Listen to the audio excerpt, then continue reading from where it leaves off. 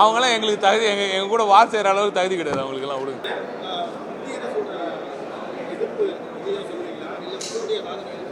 புரியல, என்ன புரியுங்க? சரி, ரெண்டு விஷயம் முக்கியமாக இதில் கேட்க போகிறோம். அதாவது ஒன்றிய அரசு உங்களுக்கே நல்லா தெரியும், சமீபத்தில் நடந்த ஒரு விஷயத்தையே சொல்கிறேன்.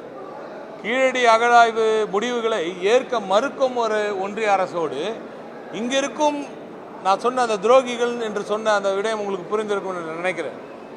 இங்கிருப்போர் நம்மவர்களே அங்கே போய் உட்கார்ந்து கொண்டு அந்த காணொலியை எப்படி பார்க்க முடிந்தது என்பது தெரியவில்லை. அப்படிப்பட்ட ஒரு நிகழ்வும் நடக்கிறது. கல்விக்கான நிதியும் மறுக்கப்படுகிறது.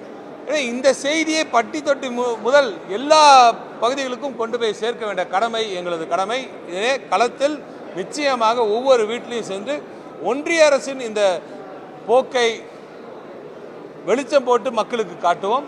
அதை தாண்டி நமது நலத்திட்டங்கள் எல்லாம் மக்கள் நலத்திட்டங்கள் எல்லாம் சென்றடைந்திருக்கிறனவா என்பதையும் நிச்சயமாக சரிபார்ப்போம். சரிங்களா? இதை இன்னைக்கு நீங்கள் இதை கவனிங்க.